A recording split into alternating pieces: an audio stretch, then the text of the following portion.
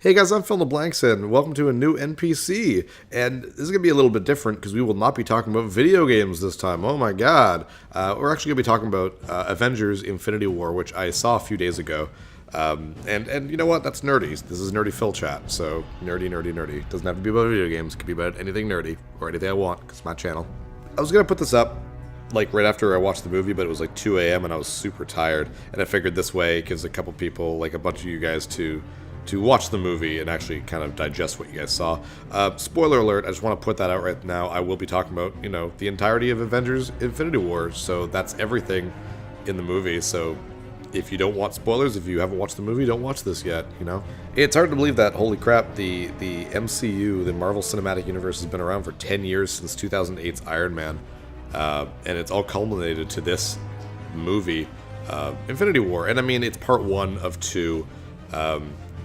The movie is clearly a part one. Like everything about it is a part one. It has no real,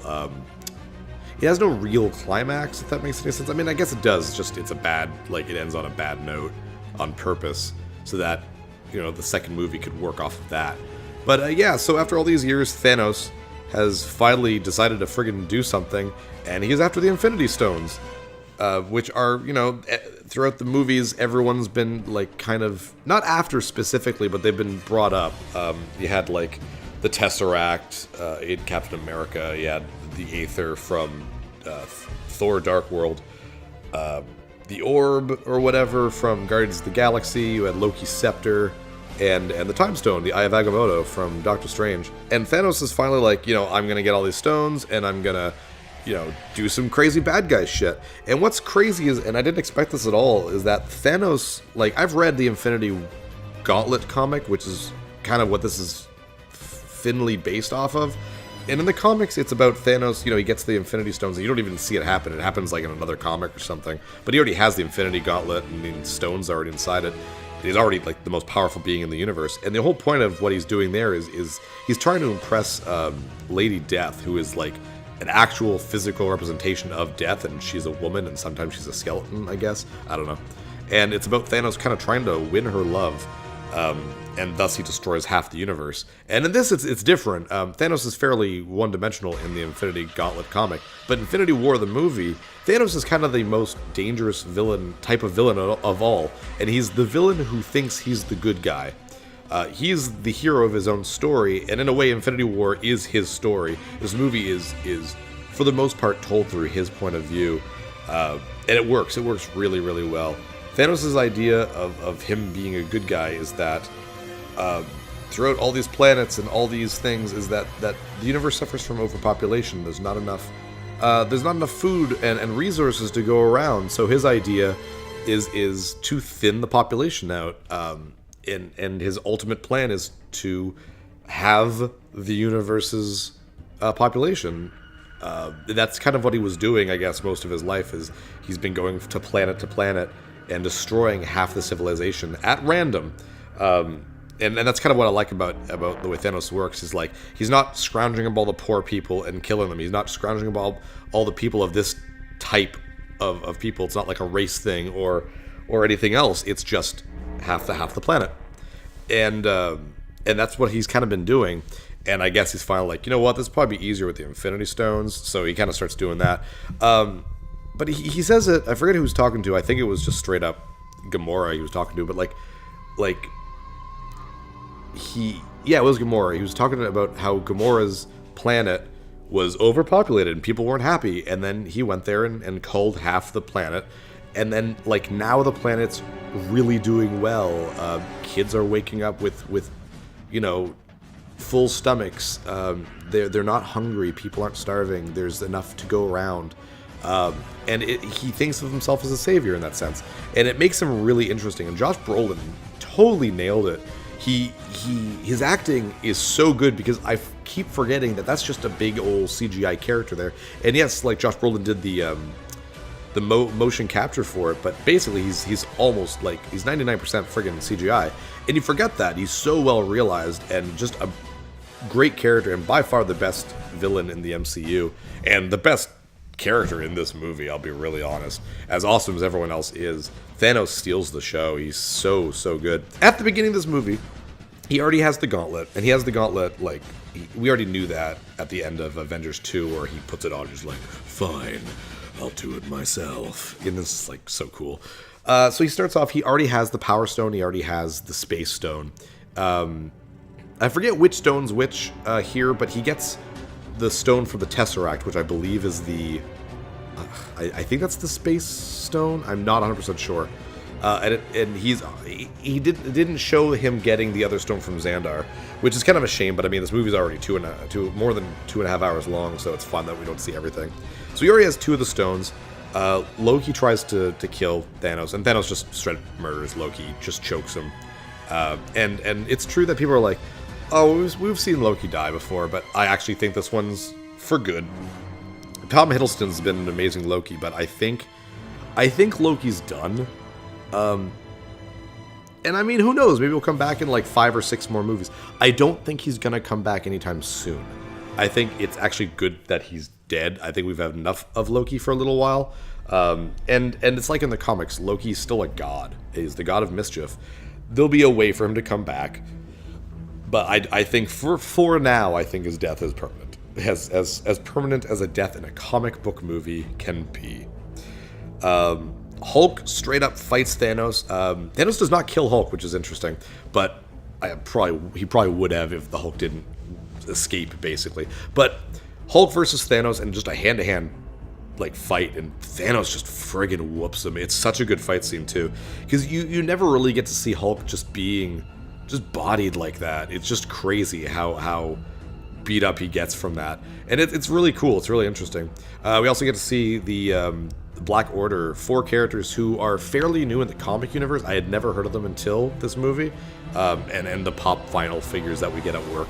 I don't know all their names. Cull Obsidian, Proxima Midnight. That's all I got. I don't know the other 2 names, but they're interesting. They're cool designs. Their fight style is really interesting, and the movie unfortunately doesn't do a great job of introducing them. They're just kind of there, but whatever, not really a big deal. Again, the movie's already 2.5 hours long, longer than that, so it's okay that we didn't get too much from these guys. Anyways, Doctor Strange and Iron Man kind of team up. I'm going through this really fast. I'm not going to go through the specifics. They team up and they fight old wrinkly McGee guy, who's just like my favorite out of the 4 out of the 4 Black Order guys. Shame I don't remember his name, but he's really cool. And those fights is just incredible. And watching Iron Man, a completely technological type of superhero, with Doctor Strange, a completely magical type of superhero. It was just really, really cool. And Spider-Man gets mixed up. They all get into that like spaceship. It's really, really cool. The Iron Spider suit looks incredible. It's super well done, and it's a shame that it was shown in the trailers, because it would have been really, really cool to see it for the first time on the big screen. But it's just really cool. You get to see Spider-Man just being able to do a lot of things. The dynamic between the 3, Spider-Man, Iron Man, and Doctor Strange, is just awesome. You have 2 super, super egotistical guys and this like super pure, naive kid in Peter Parker, and they play off each other so well. And later on, and I'll get to there later, but when Peter Quill, Star-Lord, joins that trio, it's hilarious. It's super great. Speaking of Star-Lord and the Guardians, they're just kind of in space doing their own thing, and they find Thor. Thor just getting smacked by the Milano, and just, I guess that's Thor's thing. He gets smacked by vehicles.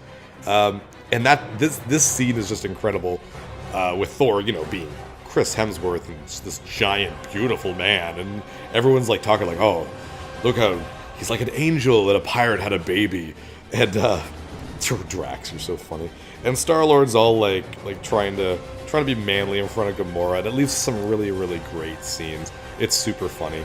But Thor, Rocket Raccoon, and Groot kind of go off because they need to find a way to stop Thanos. So they go to like the Great Forge, I forget the name of the planet or whatever, and they kind of have their own little quest, while Star-Lord, Gamora, Drax, and Mantis all go to Nowhere, where the Collector has one of the Infinity Stone, which was Aether, which was given to the Collector from Thor Dark World. And you get a really cool scene here where you think Gamora's gonna kill Thanos. I mean, obviously you know that's not gonna happen, because shitty movie if that's what happened. But I didn't realize the twist was that he had already gotten the Reality Stone, and you just kind of, like, he bends reality, and you really get to see Thanos use the Reality Stone. I thought that was really cool. And there's some scenes straight from the Infinity War, or Infinity Gauntlet comic, where he transforms Drax into a bunch of cubes and transforms Mantis into like a ribbon unfolding or untwirling or whatever. Just a really cool scene. I love how Thanos here could easily have killed, well, Drax and Mantis. We thought he did. When I was watching it, I thought he did. He could have killed Star-Lord right there, but I like how when he left, he's like, I like you, and just goes into his portal. And then Mantis and Drax kind of reform. And this is something that actually happens a lot in this movie, is Thanos gets, like, in a lot of fights in this, and he wins, like, them all. But every time he does, he doesn't kill the people he's fighting, and I like that, because, you know, he's like, whatever, I'll kill the half of the universe, you know, it's random to him. I like that. So he's not like, I'm gonna fight you and I'm gonna kill you. No, he just doesn't. He's not doing this because he enjoys killing or anything like that. Though he does kill people, obviously, on the way there. He killed Loki, and he'll kill someone else later on. We'll get to that in a second. But it's just really cool. Anyways, in that scene, he takes Gamora. We learn where Nebula's been, and he's been torturing her this whole time. And Gamora, all this time, has known where the last stone, the Soul Stone, has been. So Thanos kind of just gets it out of Gamora by torturing Nebula. And it's actually a really, like, creepy scene, too. Like, the way Nebula's being tortured here is just, ugh, it was, like, really, I didn't like it. So, and I apologize, by the way, if these scenes are, like, somewhat out of order. The movie jumps around a hell of a lot. So, Gamora and Thanos go to Vormir, which is where the Soul Stone is, and, we see a character I did not expect at all. I turned to my wife during the theater when this happened, and she's like, I've never seen you so flabbergasted. And that's the Red Skull from Captain America. He's back, which was so surprising. It was so weird seeing him back there. And the Soul Stone, basically, the way the Red Skull explained it is that you must give up that which you love to get the Soul Stone. And Gamora's all like, haha, the universe has told you you're wrong because you don't love anything. And I think everyone in the audience is like, no, man, like, he loves Gamora, because, sorry if I didn't mention this before, but you should watch these movies. Gamora is Thanos' like, adopted daughter. And it's such a good scene, because you see Thanos as a real kind of person there, because, like, he turns around and he's got tears in his eyes. And, like, it's kind of funny, because, like, he's this just giant, like, he's the villain, he's the evil guy, so to see him with such, excuse the word humanity, considering he's not human, but you know what I mean. Like, you see this, like, he's got, like, a soul, and he hates that he's gonna give up Gamora for this goal of his, and it just kills him. He just kills him. But he does what he thinks is needed to be done, and he kills Gamora, throws her off the cliff, and gets the Soul Stone. So he's already got 4 stones now. He's already just more powerful than anything else in this universe, which is insane. There's a small scene with Vision and Scarlet Witch. Nothing crazy happens here, just a really good fight scene, and we see Captain America and Black Widow. Basically, of course, 2 of the Black Order guys are after Vision, because Vision's got the Mind Stone. He's basically made up of the Mind Stone. So that's a little bit of a plot. It's probably, as weird as it sounds, it's the most uninteresting of the plot threads until later on in the movie.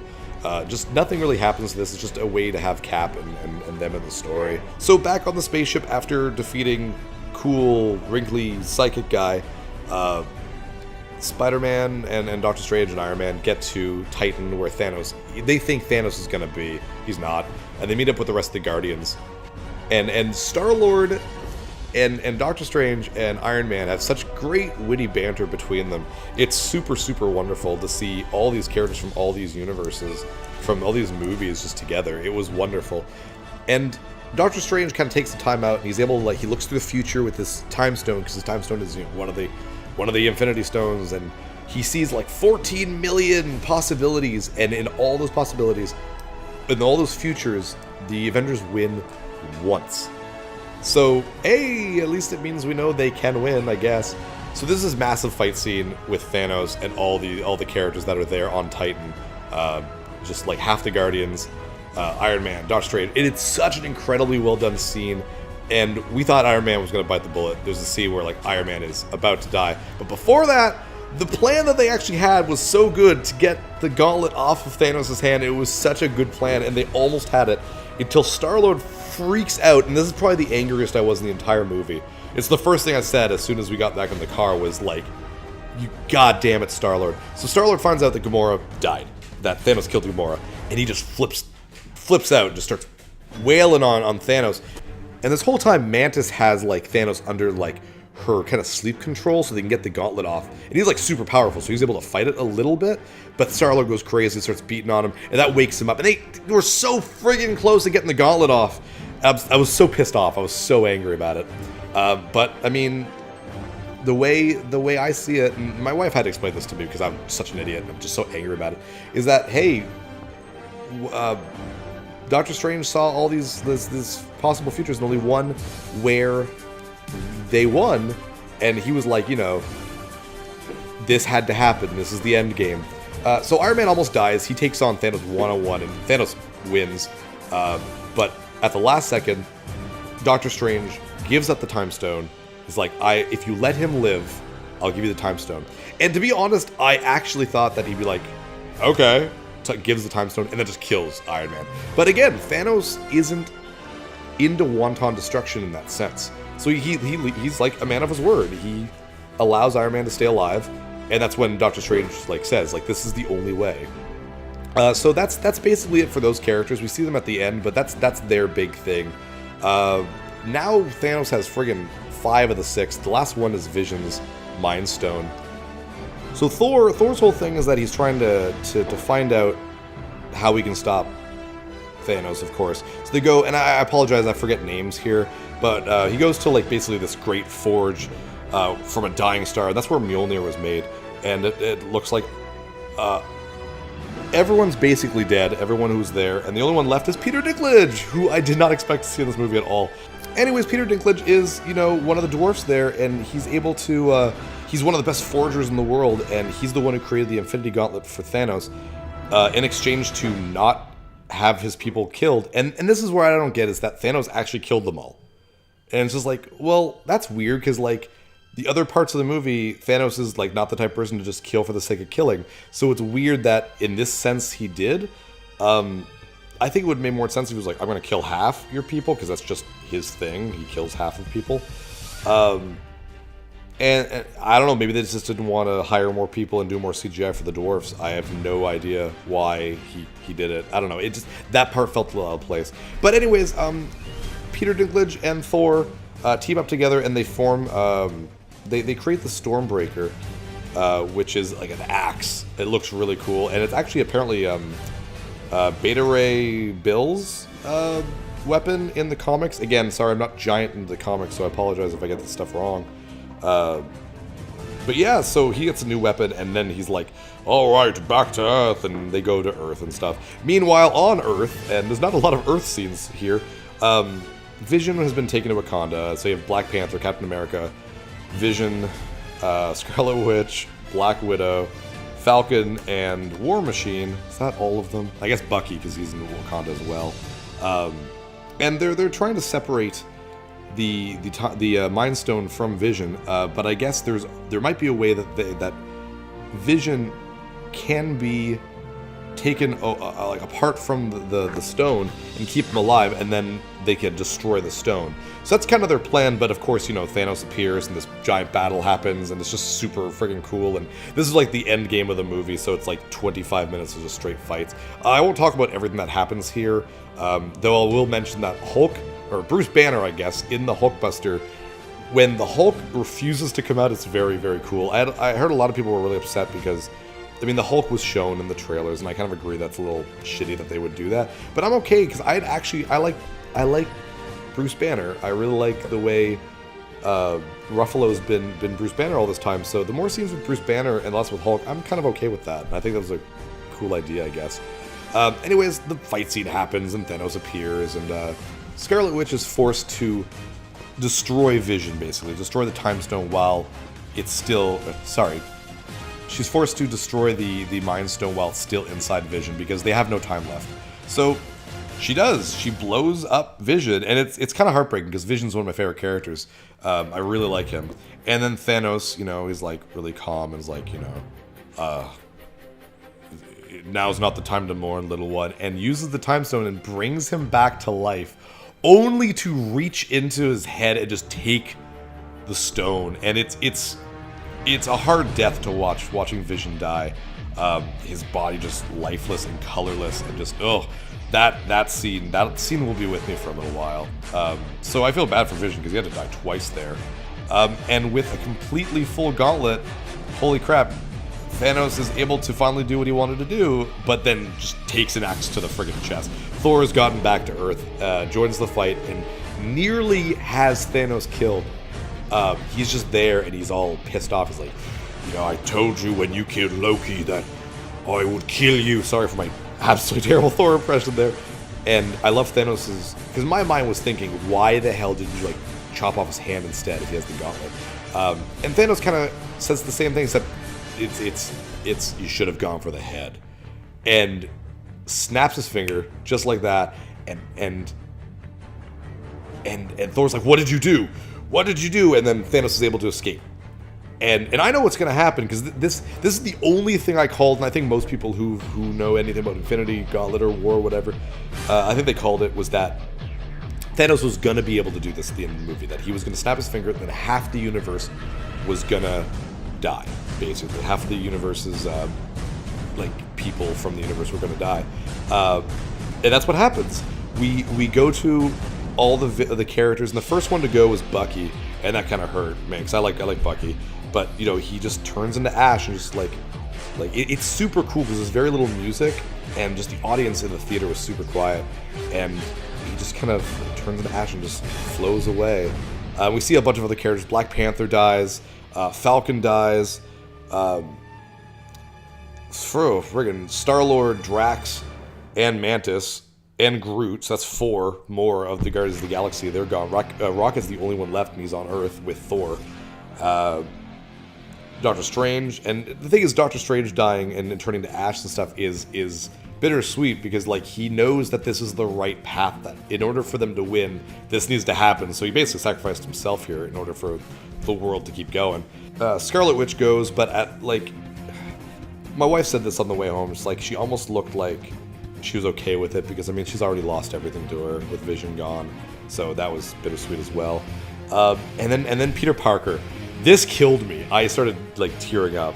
Friggin' Tom Holland, man. He did this scene so perfectly. It was hard to watch Spider-Man die. And that's the end of the movie. There's a little bit left where what's his face? Thanos is talking to Baby Gamora, which with in this kind of weird orange area, and most people think that's inside the Soul Stone, which is a thing in the comics. And then the last scene is just him, basically in a little hut and being pleased with what he did. And then that's the end of the movie. And in the theater, I remember too, the directed by the Russo brothers or whatever appeared, and just everyone's super quiet for the first part of the credits, and there's no talking. We're all just taking it in, and holy crap, it was just hard. You know what I mean? It was hard to deal with, but super good movie. And then the end credits were really cool, the post-credit scene with Maria Hill and Samuel L. Jackson. I was wondering where Nick Fury was this whole time, and they both disappear, but not before Nick Fury is able to press a button on this old school communicator thing, and sends a communication thing to Captain Marvel, which is the movie right before Avengers 4. So then that's the movie. Well, at least my shitty rundown of it. If you haven't seen it, man, you listening to me is the worst way you could have experienced this movie. Let's be honest. Every single death that happens because of the snap at the end isn't perfect. It's as much as I knew that's where the ending was going to be, it's a bit of a cheap moment. It is. It's cheap because it's just everyone knows they're going to be back. There's a friggin' Infinity Gem that brings people. It's the time stone. You can go back in time and fix everything. Everything before the snap, though, I think that might be permanent. I think Gamora might be dead. I think Vision's dead. And I think Loki's dead. And Heimdall, of course, is dead. I think Gamora might come back because of the whole Soul Stone thing, but I wouldn't be surprised the other ones were dead. Vision and Loki. But whatever. Anyways, I like this movie. I really enjoyed it. It's very depressing in a way, because even like other like bad endings, like sad endings, like Empire Strikes Back, are more like bittersweet because there's still like something good there. This is just nope, they're all dead.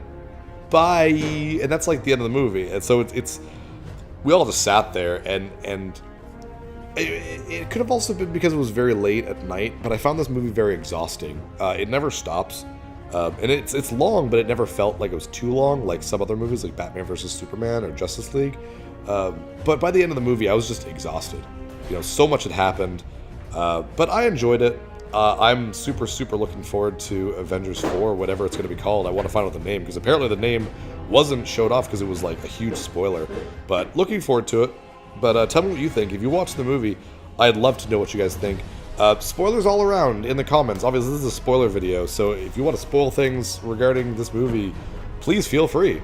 But I'm Fill in the Blanks, and I hope you guys enjoyed this. I know this is weird because it was talk about a movie and not video games, and it was, whatever. I never have anything like super, and I don't know, intelligent to say. It's just me like, oh man, I like this movie. Oh, goodbye. But whatever. I want to hear what you guys think. Anyways, I'll see you guys next time. Take care, guys.